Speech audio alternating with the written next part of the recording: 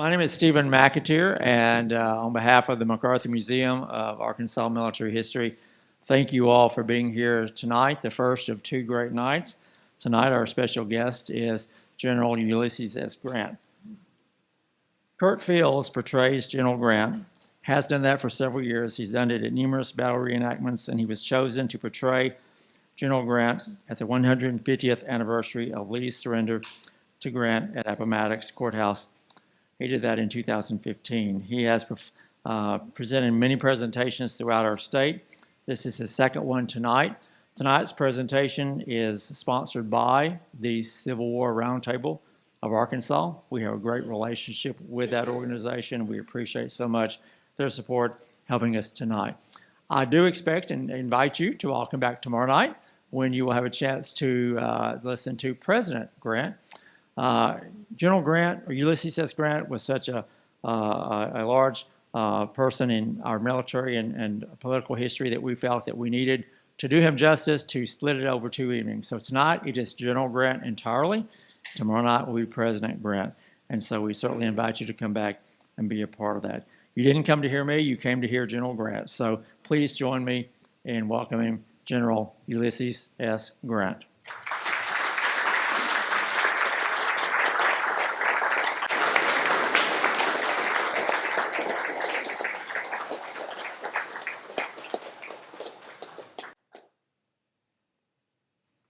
Thank you, Lieutenant Colonel. Be seated.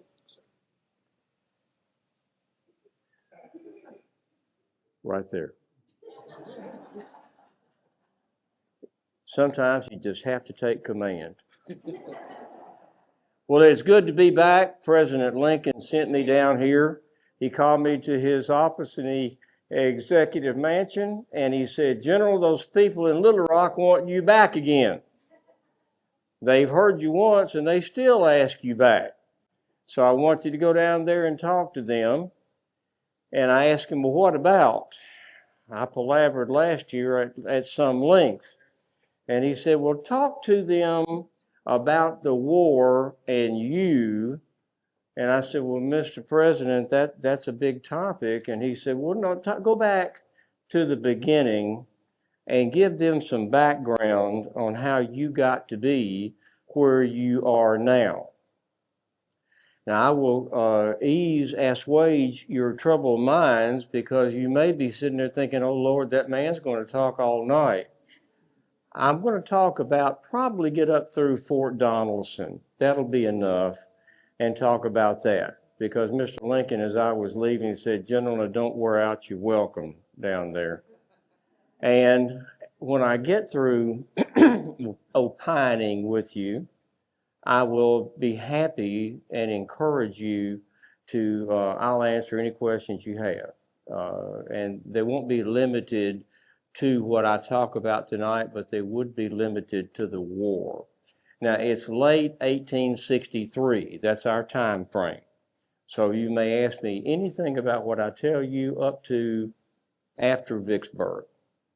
And the reason I want to stress that is because I stand before you tonight. I'm more casually dressed than I'm accustomed to when the president dispatches me to talk to people. You see me as my troops see me. My coat's a little faded.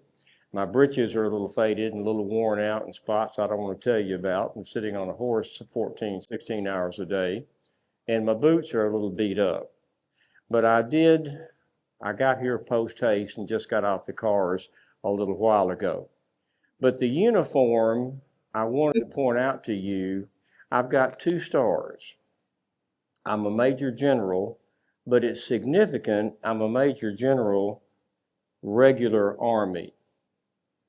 Now, for you civilians who fortunately are far removed from where the war is now, you may not be aware about the Army structure. When I first got into the war, officially it was June the 15th of 1861. Governor Richard Yates of Illinois got hold of me. I'd been down in Georgetown, Ohio to visit my parents, really to see George McClellan and try to get an appointment as a colonel to his staff. because I wasn't in the war yet. And I was not able to see George McClellan. In fact, he very carefully absented himself when I went to his office. And his staff in there told me, well, the general's out. And I said, well, I'll wait. Well, you may wait if you wish. Remember now, I was a civilian. Nobody knew who I was. And I said, well, I'll wait. Well, you may if you wish. Like, don't wait. Get out of here. But I sat down. And I have later written, I've never seen so many men so busily bent over their desks with quill pens stuck over their ears, ignoring me. I waited about 6 hours, and I realized General McClellan was not going to be appearing. Came back the next day, got the same treatment. Bent over those desks, ignoring me. Not, if I don't look at him, he's not there, kind of demonstration of attitude. And I gave up. I was in despair. I was trying to get back in the Army. I'd written a letter to the Secretary of War and had gotten no response offering my services. I'd been a captain. I was captain of regular Army. Now, you know that old thing sometimes you hear about me supposed to be drunk and run out of the Army back in '54? I had to resign because I was drunk. Don't believe it.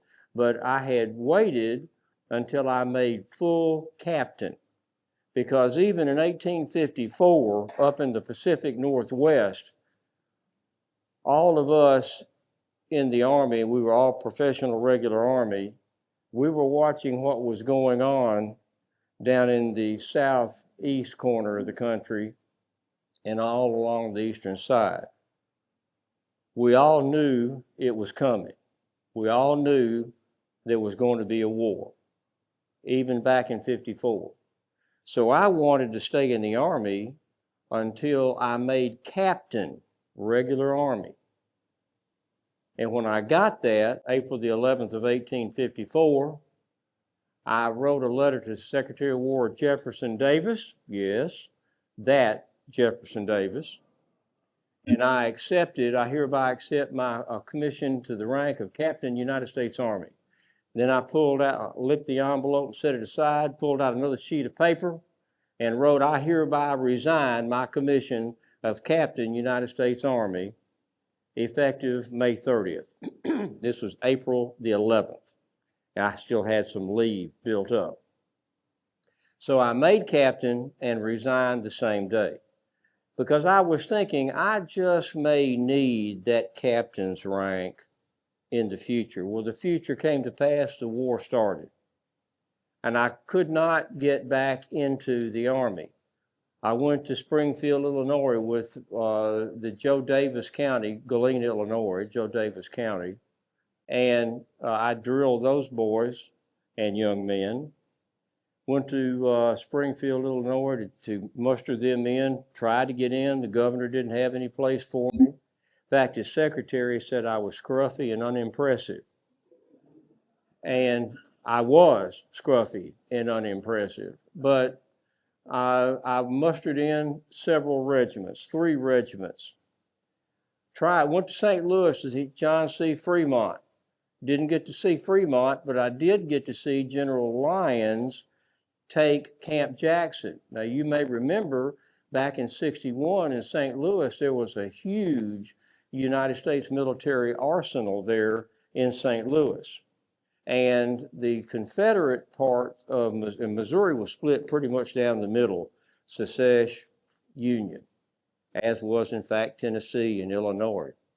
But Lyon went in there and captured the Confederates because they were irregulars. They weren't really Confederate soldiers, but they'd camped just outside the city limits called Camp Jackson. And they were sparing no volume and saying, we're marching on the arsenal, we're going to seize the United States arsenal. And there are those who say, and I think with some good reason, if they had seized that arsenal in St. Louis, Missouri, then it would have been maybe not a tide changer, but it would have been a severe blow to the federal cause. But Nathaniel Lyon goes in there, Captain Lyon at that time, way exceeded his authority, and jumped the Confederates and captured them. That was good. What was bad was Lyon then proceeded to march, several hundred, it might have been a couple of thousand of them, through the city of St. Louis, right down the middle of St. Louis, which was a southern town. And the riot broke out. Bloodshed, people killed, many people injured. That was not a good move on later General Nathaniel Lyon's part. I talked with him. I still can't get an appointment. I wanted to be a colonel. I felt that having been a captain in the Army, regular Army, graduate of West Point, combat veteran in the Mexican War, I fought in every battle in the Mexican War except one, Buena Vista. And the reason I didn't fight in that one is because I was being transferred from General Zachary Taylor to General Winfield Scott, and he fought the Battle of Buena Vista. So I was promoted for bravery twice, and by the time the Mexican War was over, I was a brevet captain. My actual rank, and that's going to get back to what I was talking about, these two stars, my actual rank was first lieutenant, but I was a brevet captain, which is an honorary thing. You do all the work, you just don't get paid for it. So the next several years, I writhed in misery and failure. There are those who will tell you I was a failure. I will tell you I was not. But the war starts. I tried to talk to McClellan, couldn't get him. I talked to Nathaniel Lyon. He couldn't do anything, couldn't find General Fremont. I'm having a devil of a time trying to get into the war. And then the fellas in what became the 21st Illinois, I had mustered them in Mattoon, Illinois. And I was only with them one day, but when I left, they named their camp Camp Grant. First time I ever had anything named after me. I was very pleased with that. And it is to this day, Camp Grant, with the monument there, should you wish to go to Mattoon, Illinois. However, they had said they'd elected a colonel. In those days we elected colonels. And they'd elected Simon Good with an E. Well, Simon Good was a colorful fellow, big, tall fellow, 6'3" or 6'4", in a world of men who the average man's 5'6". I'm 5'8". So I'm taller than half the men in my army. And Good liked to wear a black cape with a red lining that he would always swirl around him. He carried 7 pistols. 7 pistols. Belt, holster, stuck everywhere. I don't know where all he stuck 7 pistols. I didn't ask. I was told he had 7 pistols. And he said he never slept. He said, I'm like Argus in the old Greek mythology, the creature with 100 eyes. And there's always some eyes open and awake. That's why you want Argus as your guard, because Argus never sleeps. Now, some of his eyes sleep, some don't. And he said, I'm an Argus. Well, he also liked to drink. And he liked to take his fellows out and go to the local bars there in and around Springfield. Well, by the time these fellows, about 1,000 of them, realize we're about to have to go meet the enemy here, and we don't want this Yahoo to be our colonel. And they went to Governor Yates, and they said, we want you to name a new colonel. Who do you want? And they said, we want Captain Sam Grant. And he said, no, no, no, no. Now, Dick Yates is a consummate politician. He said, I'm not going to name anybody to be your colonel. You're not going to put that on me. Now, what you're going to do, and they're in the governor's office, and all of the officers from the lowest second lieutenant all the way up to the lieutenant colonel are in the governor's office. And he said, you fellas talk among yourselves and you write down, take a vote, write down who you want to be your colonel, and I will name that man. You pick the colonel, I'm not going to. And to the man, the entire officer staff said, Captain Sam Grant, wrote it down. The governor telegraphed me, caught up with me in Terre Haute, Indiana, where I was trying to see another fellow to get an appointment to an Indiana regiment. I tried to get an Ohio regiment, tried to get an Indiana regiment, wasn't getting anything. And then Yates appointed me Colonel of the 21st Illinois, effective June the 15th of 1861. So I was a colonel of volunteers. The difference, regular Army is the Army where the men have enlisted. In peacetime, they've enlisted. They have said, I choose to be here. This is what I want to do. When the war started, the entire United States Army was 16,500 officers and men. And that's from Atlantic to Pacific, Mexico to Canada. And most of them were up in the Pacific Northwest. If you're looking at the map, most of them were up here. And they were either fighting Indians or fighting 49ers because there was no law except the United States Army. That's why I had been sent up there back in 52. So 16,500 men, 15,000 enlisted, 1,500 officers. Now, by the end of the war, let me slip time a bit. By the end of the war, April the 9th of 1865, there had been 2.7 million enlistments. 2.7 million men had enlisted or been conscripted into the United States Army. Now, by the time you take out the bounty jumpers and the deserters and the ne'er-do-wells, there were actually 2.1 million men who served in the United States Army in the Great Rebellion. And I've already done the math. That's 1,000 men a day, every day for 48 months. So let's get back to volunteers. The Army was exploding. Now, just like it did back in the Mexican War, we had volunteer soldiers in, volunteer, regular. The volunteers are the men who step up and said, I want to fight. The Army said, okay, if this man enlisted last year, he's regular. If this man enlisted today, he's volunteer. It's just that simple. Now, the regulars, the professional officers, tended to look down on the volunteer. Well, I didn't. I saw what they did in Mexico.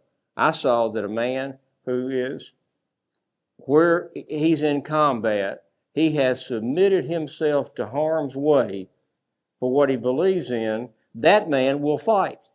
Particularly when you've got a man who is, for the most part, they're literate, and you tell them why they are fighting. As we noticed with the Mexicans, most of the Mexican troops, they outnumbered us many times 3-1, frequently 2-1, and we whipped them. They had no fight. They could be good soldiers, but they had no fight. They weren't motivated. We would talk to prisoners, and they'd say, I don't know why I'm here. They just said, you here, go, here's a gun. Our troops were totally different. Our troops knew why they were there. They knew what they were fighting for, and they acquitted themselves well. I have no issue with a volunteer soldier.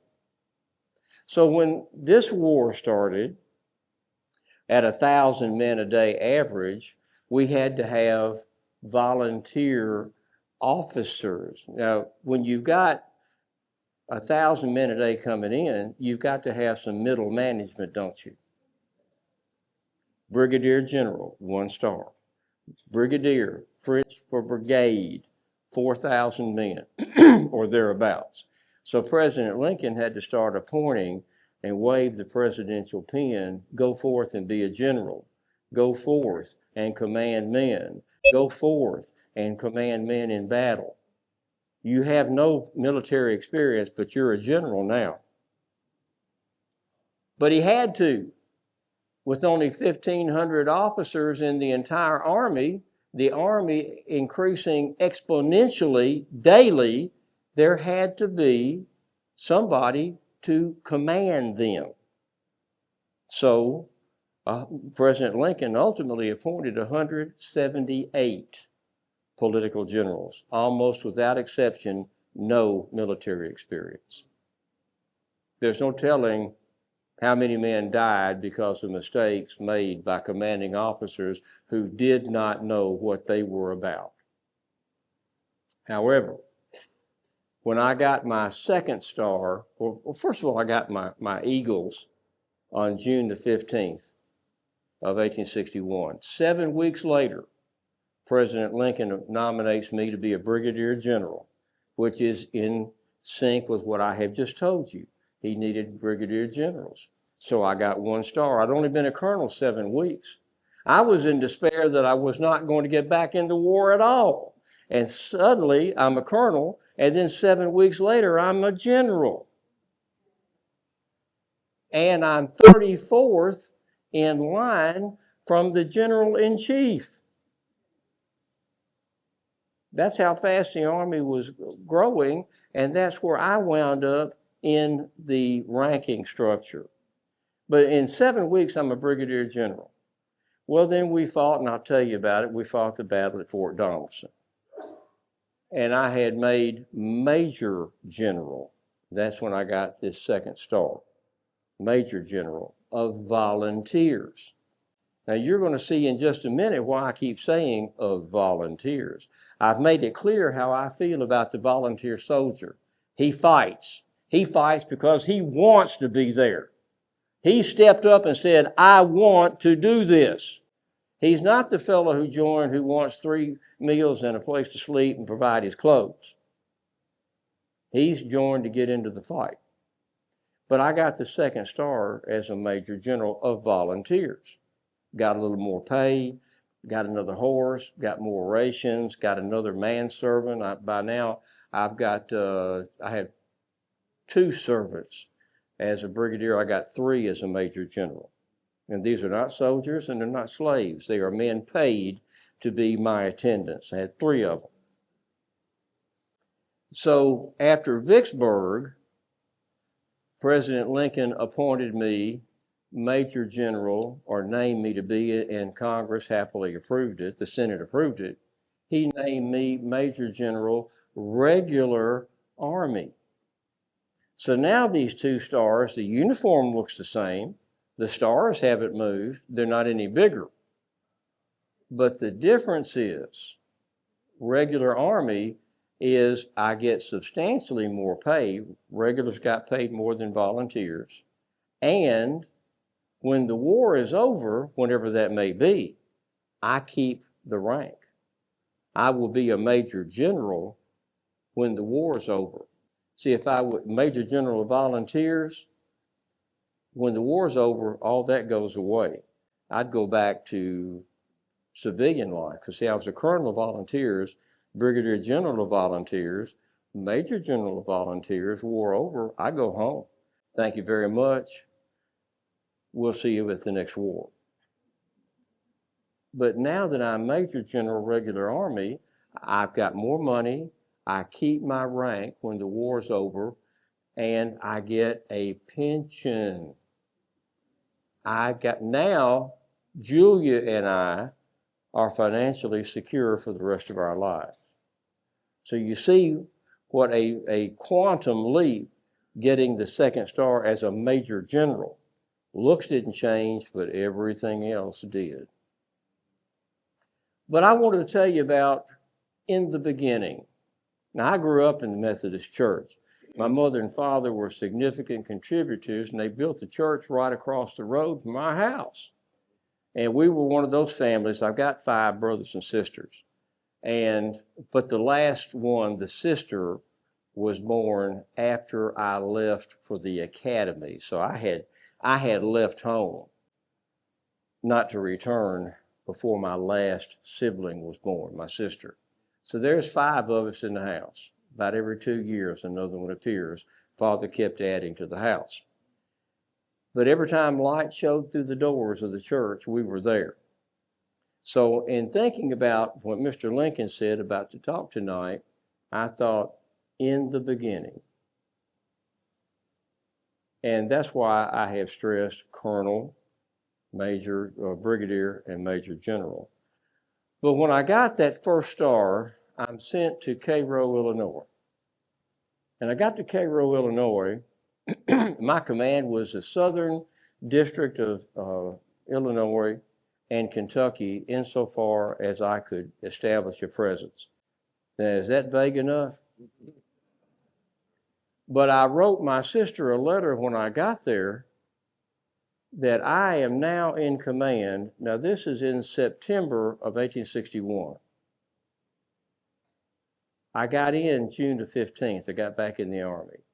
September the 5th, when I arrived at Cairo, Illinois, I was a brigadier general. I was 34th in line from the commanding general.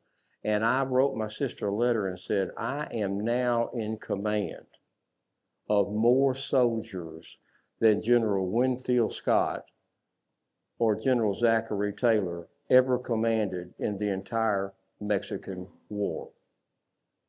And I find myself in command of that many troops. And I'm only 34th in line in command. But as soon as I got there, September the 4th, Monsieur Arnaud came to call on me, and he was a spy.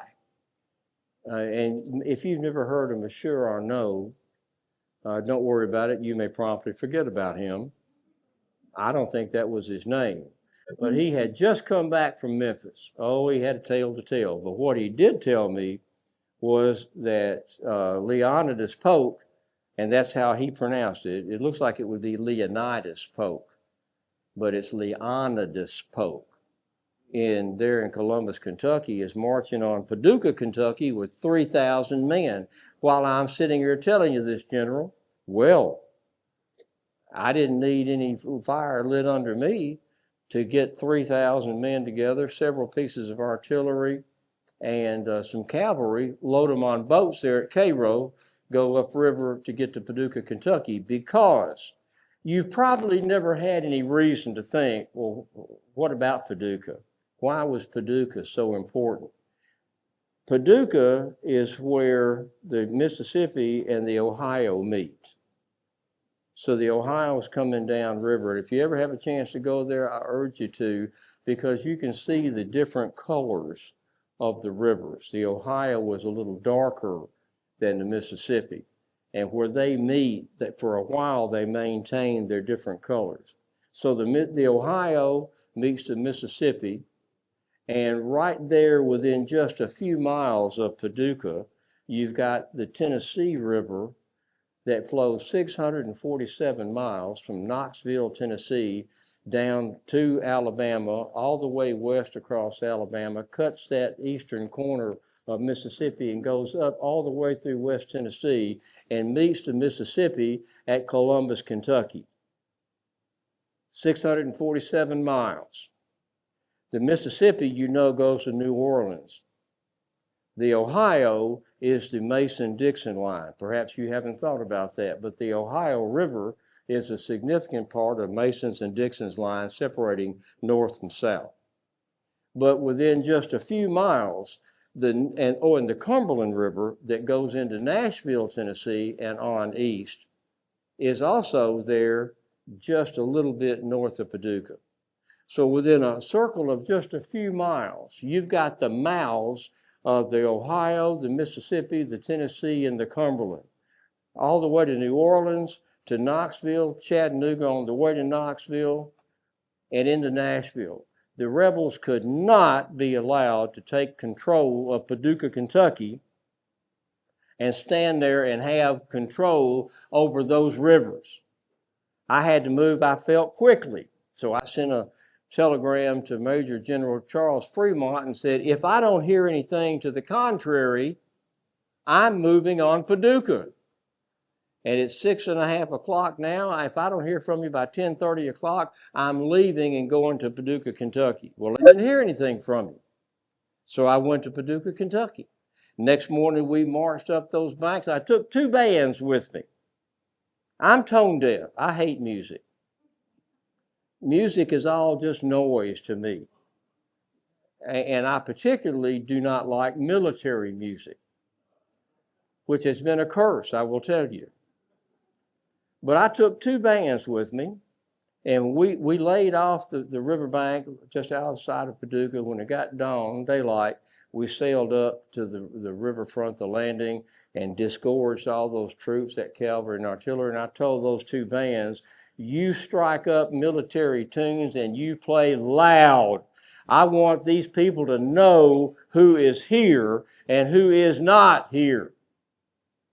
So we marched up that landing, the same one is there this day, I believe. Marched up that landing and down Market Street, straight shot down, and all the windows were all open and the shutters were open, and the ladies were waving their hankies and saying, hurrah, hurrah, for the bonnie blue flag, hurrah. And all the men are shouting and waving both hands. And then they noticed it wasn't the color of uniform they were expecting to see. And they noticed it wasn't the bonnie blue flag, it was the stars and stripes. And all of a sudden, all of a sudden, it goes quiet. The hanky stopped waving. The shutters stopped. They all went in. Now, most of the men were still waving, but they weren't holding up all 5 fingers. And I took note of that, but it meant nothing to me. And we established Paducah, Kentucky under our control. And I sent a letter to the Speaker of the House of the Kentucky State Legislature, and I sent a note to the people of Paducah. And in about 5 hours, I left. Paducah was occupied and under our control. When I got back to Cairo, or Cairo, as they say, when I got back to Cairo, I had 2 notes from General Fremont. I had 3 notes. One of them was in Hungarian. You see, General Fremont had a Hungarian officer on his staff visiting, and he thought it would be very clever and indecipherable to send me a note in Hungarian, because the rebels weren't going to read it, and the problem was we couldn't either. I finally found somebody, one of my staff officers found somebody in Cairo who could actually read Hungarian. And it said, you may take Paducah if you think you can. And I thought, well, I already have. I think I can. But the other note, see, I got the pat on the head. Take Paducah if you can. But the other note was kind of in the backside, because General Fremont said, do not send notes or communications to the civilian leaders of civilian population. Those matters are held within the hands of the general commanding.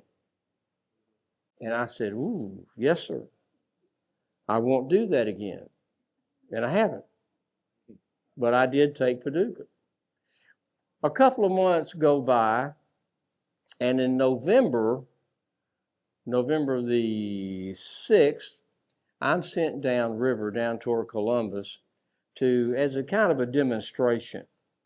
But I took, again, about 3,500 troops, several artillery pieces, a number of cavalry, got about 4 boats, as I recall, 3 or 4. I was on the Belle Memphis, and we went down to Columbus, Kentucky, because right across as you're facing me, on your right, up on that hill, about 200 feet, I think that bluff is, Colonel.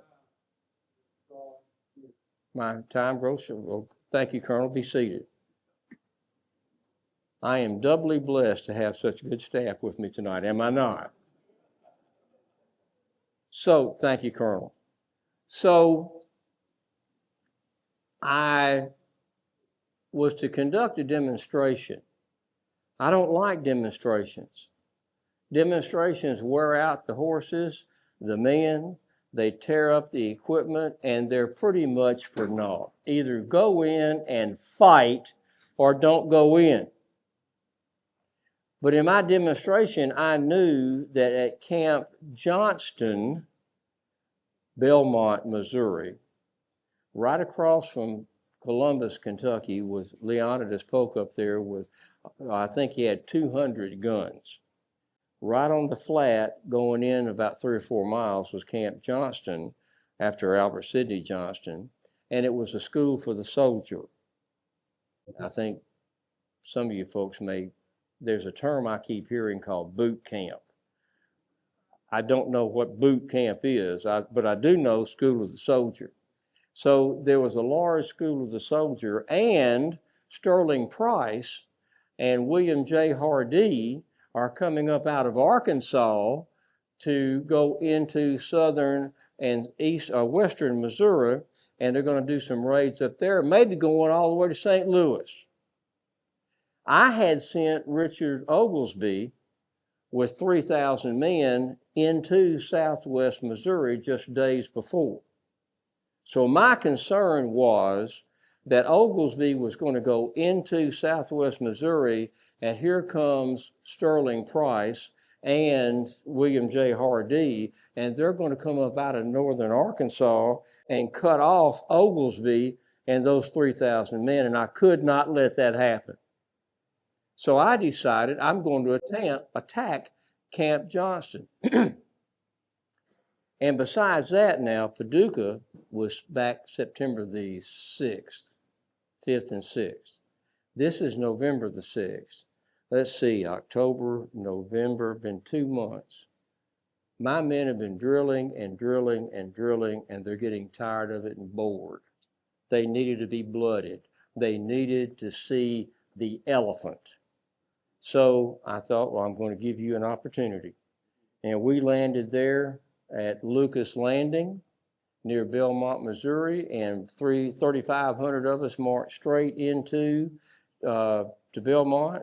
Confederates engaged us fairly early, and we fought for 4 hours. I had a horse shot out from under me, and I got another one from a lieutenant who saw my moment of need and said, "Why, General, would you like to have my horse?" Well, yes, I would.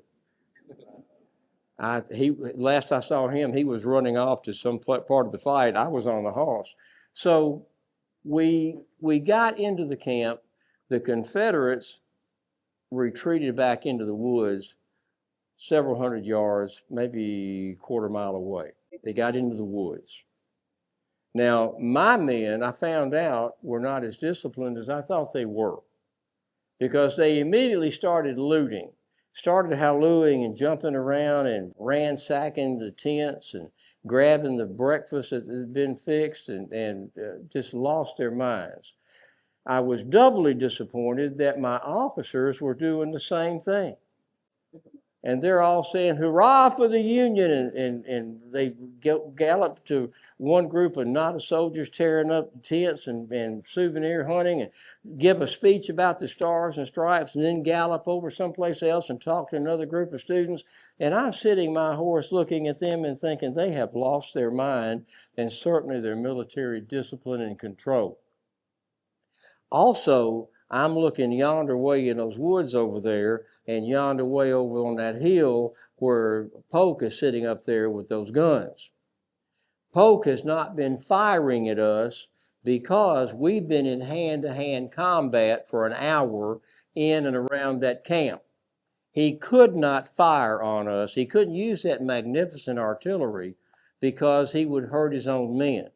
But when they retreated into those woods yonder way over there, the deck was clear, and Polk starts opening fire, and those shells were having deadly accuracy in and around that camp and my troops. Moreover, he's also there were 3 ships coming across that river that were just black with soldiers, loaded to the gunwales. And I knew reinforcements were rapidly coming. And these men over there in the trees, they're just like any other soldier. First time they saw combat, they got scared, but now they've gotten themselves under control. And I knew they were regrouping for a counterattack. And I can't get my men under control. So I told one of my aides, set fire to the tents. The campfires were still going. Go around and set fire to every tent. And that's what got their attention. And then those shells exploding in and around us really got their attention. And they said, what are we going to do? What are we going to do? They were just, what are we wringing their hands? And I said, you fought, well, surrender, surrender. We have nothing to do but surrender. And I said, no, you don't. You have another choice. You fought your way in, you're going to fight your way out. That appeared to be a novel idea to them. And I said, regroup in ranks of 4, 2 columns. And they quickly did. They didn't need a second command. They got into 2 columns. I said, at the double quick, forward. And they took off at a run. Now, the Confederates had got between us and the riverbank. Remember now, you've got 2 armies here, about 8,000 or 9,000 men altogether, evenly divided. Neither side has seen the elephant. This is the first time almost all of those men had fired a gun in anger or had one fired at them.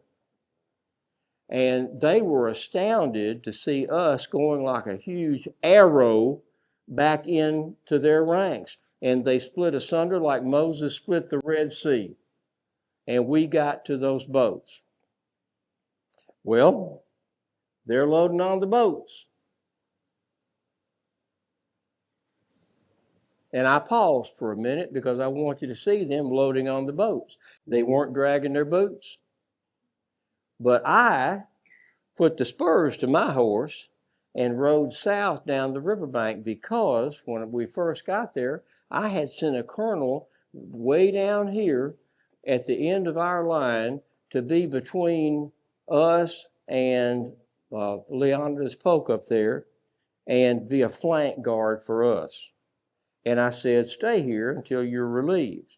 Now, you may have heard the term strict orders. I will tell you in the vernacular, there ain't no such thing as a strict order. Either it's an order or it isn't. And I told them, stay here till you're relieved.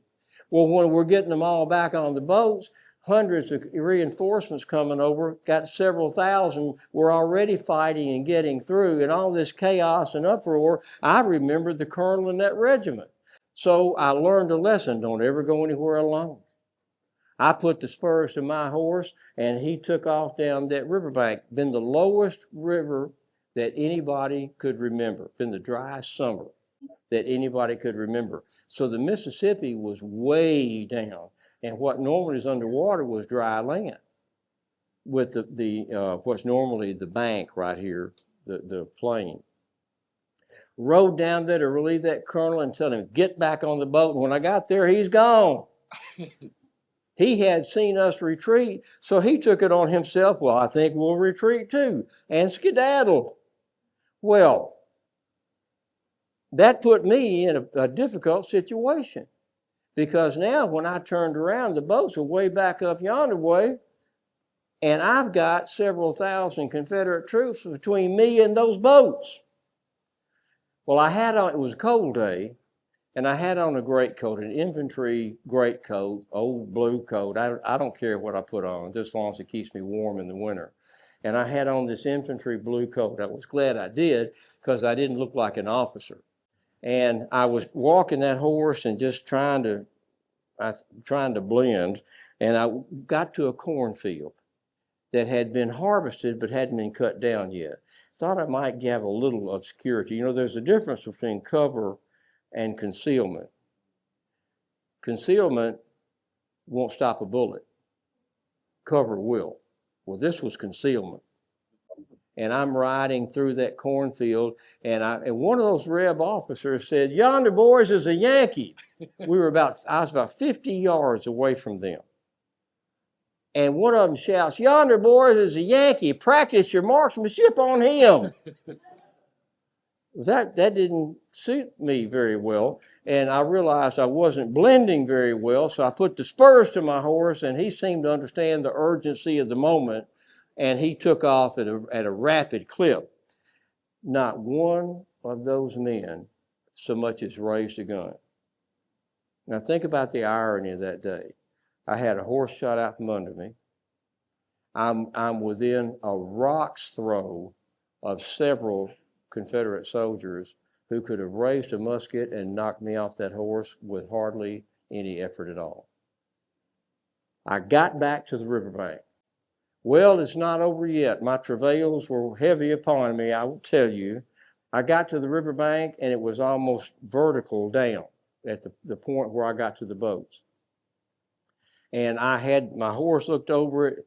I gigged him a little bit with the spurs, and he went over that bank. Now, the bank was so steep that his haunches were even with my head. It was almost vertical. He was magnificent. He went down that hill, slid down that hill, and regained his four hooves and went to the riverboat. Well, the Belle of Memphis was backing away.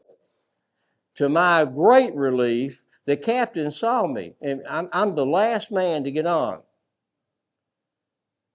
And the captain recognized me. I'm only the commanding general. And he cut his engines. Now, note, I didn't say he came back to the bank. He cut his engines and said, run out the plank. And he ran out of plank. Now, I will tell you, I don't know if any of you in here have much experience with horses, but I will tell you that to get a horse to ride over open water on a board is difficult to do.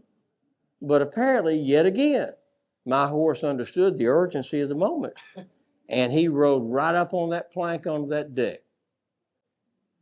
The captain yelled 2 or 3 things I can't repeat, but the order was generally get up steam and get out of here.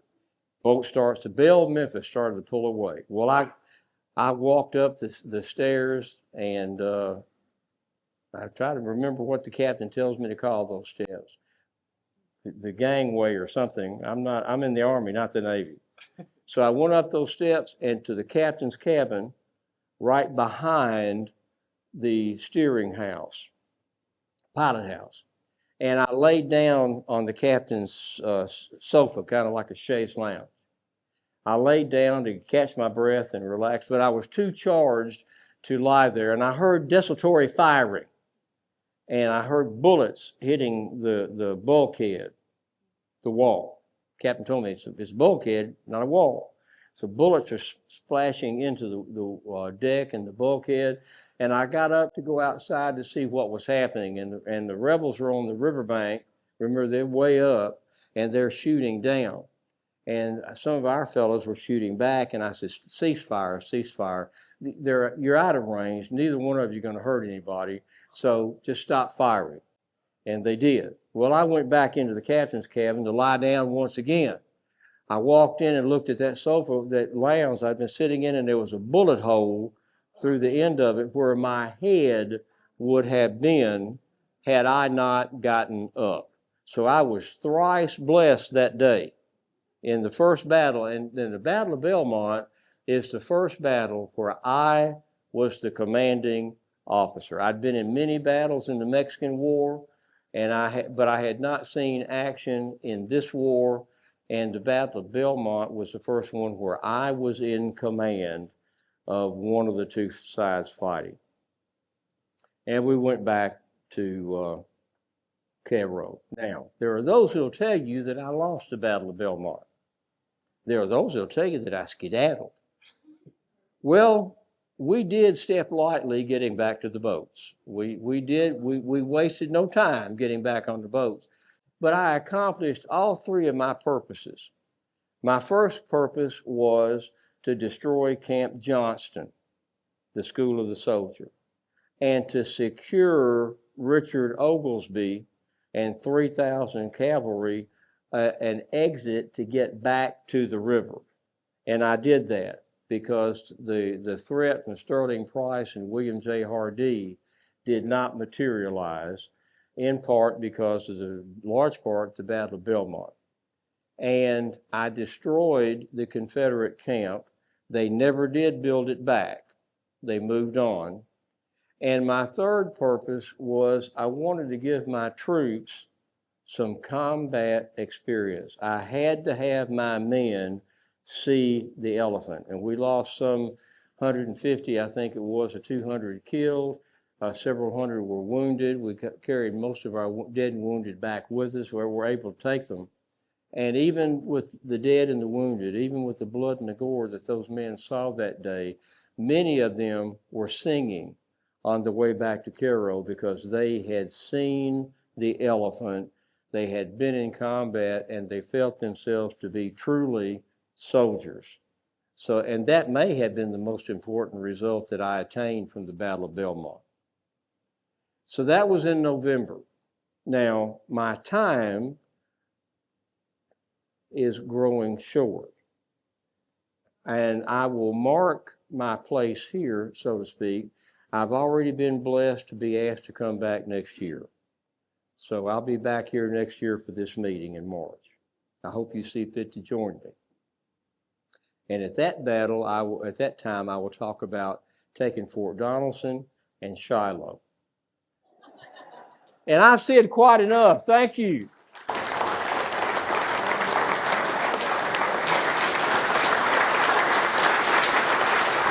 Thank you. Thank you.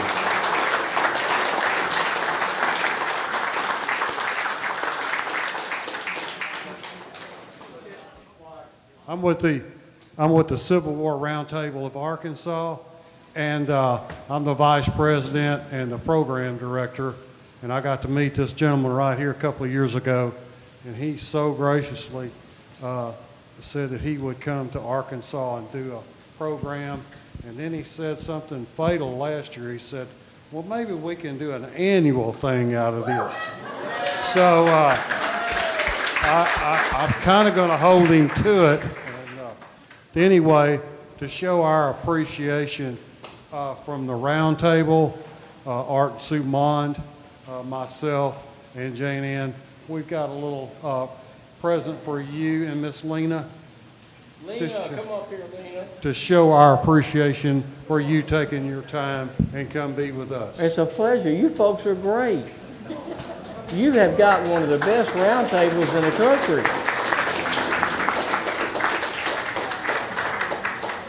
Before everyone disperses, let me remind you that tomorrow night, I guess we should say President Sam Grant will be with us tomorrow night. General, we appreciate you being with us tonight. We look forward to seeing what lessons you learned from the war and how that impacted your presidency.